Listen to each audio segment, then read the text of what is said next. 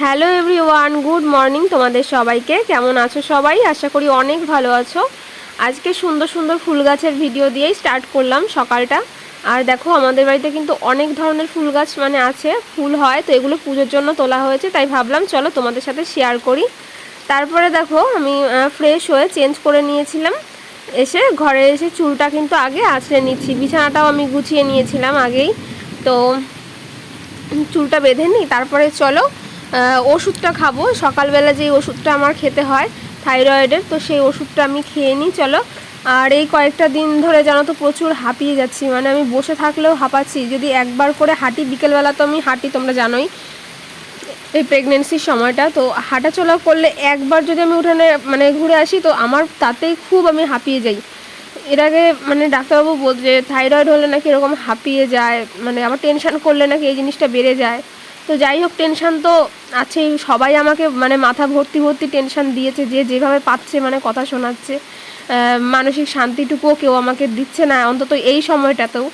তো তারপরে চলো, আর ওসব কথা ছেড়ে এখানে দেখো আমি কিছু জামা কাপড় ছিল আমার কাঁচা, মা কেচে দিয়েছিল, সেই জামা কাপড়গুলোই আমি ভাঁজ করে ঢুকিয়ে দিচ্ছিলাম। আর এই দুটো ছিল তোমাদের দাদা ভাইয়ের, তো এগুলো আমাকে আবার ধুতে হবে, ওই জন্য ওইখানটায় রাখলাম বাইরে। আর বাকিগুলো আমি শোকেসের মধ্যেই তুলে রেখেছি। তারপরে যেটা করি আর কি, ঘরটা ঝাড় দিয়ে দিচ্ছি। আমার ঘরটা তো একটুখানি জায়গা, তোমরা দেখতেই পাচ্ছ, বেশিক্ষণ সময় লাগে না, তো সমস্ত ঘরগুলো আমি ঝাড় দিয়ে নিই, সমস্ত বলতে কি আমার ঘরটা আর বারান্দাটা, বাকি ঘরটা সব ঝাড় দেওয়া হয়ে গেছে, মা ঝাড় দিয়ে নিয়েছে। তো আজকে শুধু আমার ঘরটা ঝাড় দিয়ে নেব পরিষ্কার করে, আর মা ওইদিকে বাইরের কাজকর্মগুলো করছে। তো বাইরে উঠানটা ঝাড় দিয়ে নিয়েছে, ওই সাইডটা, আবার এই সাইডটুকু বাকি রয়েছে, তো এই দিকের উঠানটা মা পরিষ্কার করে ঝাড় দিয়ে নিচ্ছে। তারপরে আজকে আবার জল ভরতে হবে, আকাশটা সেরকম খুব একটা যে ওয়েদার ভালো সেরকম নয়, কিছুক্ষণ রোদ উঠছে, কিছুক্ষণ মেঘলা মেঘলা রয়েছে, তো এই আর কি। আর আজকের ভয়েসটা হয়তো ক্লিয়ার তোমরা নাও পেতে পারো, একটু ম্যানেজ করে নিও। আর এখন আর কি আমি ভয়েস দিচ্ছি, তো প্রচুর বৃষ্টি পড়ছে বাইরে, মেঘ ডাকছে, তোমরা শুনতে পাচ্ছ কি না আমি জানি না, যাই হোক একটু ম্যানেজ করে নিও। তো দেখো আমি সকালবেলা এখানটায় দুধ মুড়ি নিয়েছি, দুধ মুড়ি খাবো, তো অনেক দিন বাদে আবার, এর আগে মাঝখান দিয়ে তোমরা দেখেছো দুধ দিয়ে মুড়ি দিয়ে খেতাম, তো আজকে আবার অনেক দিন বাদে খেতে ইচ্ছে হলো, ওই কারণে তো সিঁড়ির মধ্যে একা একা বসে বসে খেয়ে নিচ্ছিলাম। তো ভালো লাগছে না, একটুও মনটা একটুও শান্তি নেই, তো দুধ দিয়ে মুড়ি দিয়ে নিয়ে বসে পড়েছি। আর ভাবছি চলো একটু বাইরে যাই ওই সাইডটায়। ফোন এসেছিল, বাবা ফোন করেছিল আসলে তোমাদের দাদাভাই আসবে কি না রাতে, ওই কারণে। তো আজকে আসবে না, কালকে আসবে, আর তোমরা নেক্সট ব্লগে দেখতে পারবে হয়তো যদি ভিডিও করি। আর দেখো এখানটা বাইরে বসে বসে আমি দুধ মুড়িটা খাচ্ছিলাম। আর এই জায়গাটা দেখো কত সুন্দর আমাদের, এই যে আমার পেছনে দেখো কাগজ ফুল গাছে না অনেক ফুল ফুটেছে, যখন বৃষ্টি হয় খুবই সুন্দর লাগে দেখতে। আর এই জায়গাটা আমার খুব ভালো লাগে, সকাল টাইমটায় এসে বসলে কত সুন্দর লাগছে মনে যেন পরিবেশটা। আর এই গাছটা যেন তো আমি লাগিয়েছিলাম। তো তারপরে দেখো খাওয়া হয়ে গেছে, আর বাইরে বেরোবো না, এখানেই হাত মুখটা ধুয়ে নিলাম, তো বাটিটা দিয়ে আসবো, তো জল খাবো। আর আমি দেখো ভয়েস দিচ্ছি তাও আমি হাঁপিয়ে যাচ্ছি। তারপর দেখো এখানে সকালে রান্না হবে, তো সকালে একবার হয় আমাদের, আবার দুপুরবেলা রান্না হবে। তো সকালের জন্য না এখানটায় ছোট একটা হাঁড়ির মতো অল্প একটু চাল নিয়ে দিয়েছি মাকে, দিয়ে আসবো, ওই ঘরে রান্না করবে। আর সকালে রান্নাবান্না হয়েছিল, খেয়েছিলাম। আর এখানে দেখো আজকে দুপুরে কি কি মেনু হবে তোমাদের সাথে শেয়ার করি। এখানে পাট শাক রয়েছে, আমি বেছে দিয়েছি মাকে, তো অনেকটাই রয়েছে এখানে পাটের শাক, আর পুরো কচি ছিল। আর এখানটায় চলো দেখাই কি, এটা হচ্ছে এঁচড়, আর এখানে আলু রয়েছে 2 পিস, তো এটা আমি সেদ্ধ বসিয়েছিলাম প্রেশার কুকারে, 3টের মতো সিটি দিয়ে নিয়েছি, তো এগুলো সেদ্ধ করে নিয়েছি। আর এখানে মশলা সমস্ত কিছু করা হয়ে গেছে, মাই করে দিয়েছিল। তো এটা কি করছি তোমরা দেখে নিশ্চয়ই বুঝতে পারছো। তো এখানে কিন্তু আজকে ইঁচড়ের কোফতাকারি বানাবো, এটা নিরামিষ। আর নিরামিষ বলতে তোমরা আবার ভাববে এখানে পেঁয়াজ দিয়েছি তাহলে নিরামিষ কি করে হয়, আসলে সেটা না, আমি মাছ টাছ খেতে পারছি না, খুব সমস্যা হচ্ছে, ওই কারণে পেঁয়াজ এগুলো খাচ্ছি কোনো রান্নায়, কিন্তু ওই মাছটা আমার ভালো লাগছে না খেতে। আর ডিমটা খেলে, ডিম সেদ্ধ তো রোজই খেতাম সকালবেলা একটা করে, তো 2-1 দিন মাঝে মাঝে খাই না, যেদিন ইচ্ছে হয় ভালো লাগে না, তখন আর খেতে ইচ্ছে করে না। তো দেখো আমার কিন্তু এখানে মশলা দিয়ে কষিয়ে নিচ্ছি কোপ্তাগুলো।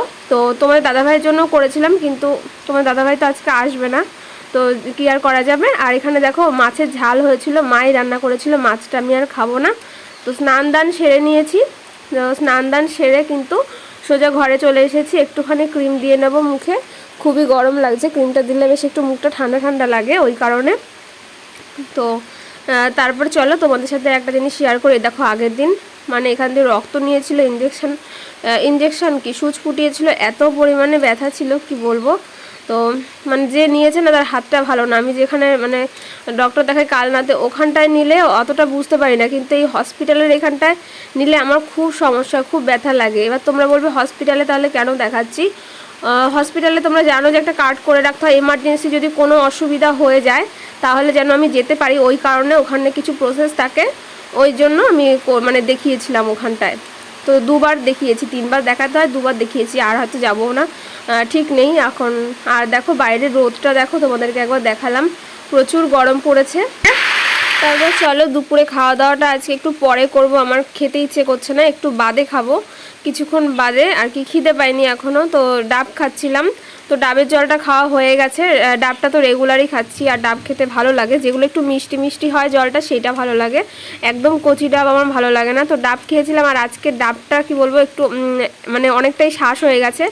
দেখো চামচ দিয়ে তুলে তুলে আমি নারকেলটা খাচ্ছিলাম, তো নরমই ছিল নারকেলটা, তবে আজকের ডাবটা না একটু বেশি মিষ্টি, মানে একটু নারকেল নারকেল ভাব হয়ে গেছে।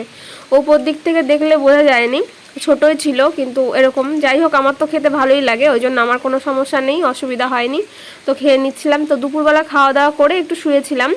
আর সন্ধেবেলা চলো আজকে কি কি টিফিন করা হবে তোমাদের সাথে শেয়ার করি। তো এখানে পাউরুটি আছে 2টো, তো আমি দেখো অর্ধেক অর্ধেক করে কেটে নিয়েছি, 4 পিস হয়েছে। আর আজকে হবে গিয়ে ডিম টোস্ট। তো ডিম টোস্টটা এখানে দেখো, তো আমি কিন্তু প্রেগনেন্সির সময় ডিম টোস্ট এগুলো বেশি আমি একদমই খাচ্ছি না বললেই চলে। তো আমি দেখি অন্য কিছু খেতে পারি, একটু দই ঠই বা অন্য কিছু খেতে পারি, দেখা যাক।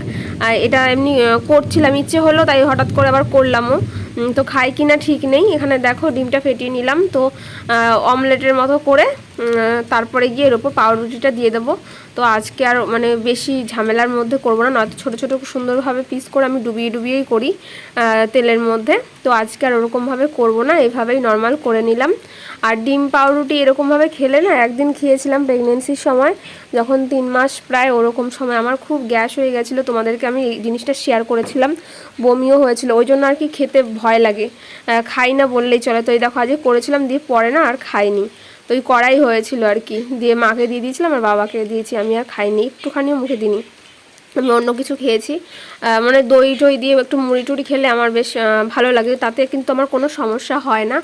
আর এই দেখো এখানটায় করেছিলাম, আর এখানটায় দেখবে স্যালাড দিয়ে, স্যালাড আর কি, শুধু একটু পেঁয়াজ কুচি দিয়েছিলাম এরকমভাবে গোল গোল করে, আর একটু সস দিয়ে, তো এটাকে সাজিয়ে দিয়েছিলাম।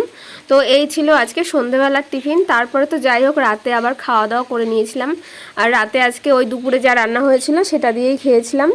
তো আমি তো এঁচড়ের কোপ্তা কারি দিয়ে খেয়েছিলাম, আর মাছ ছিল, আর শাকটা দুপুরেই খেয়ে নিয়েছিলাম। তো এই ছিল আজকে ভিডিও। আর এই সময়টা একদমই মাছ টাছ খেতে পাচ্ছি না, তাছাড়া মানে অন্য কারণ নেই, নিরামিষ খেতে ভালো লাগছে তাই। আর আজকের ব্লগটা এখানেই শেষ।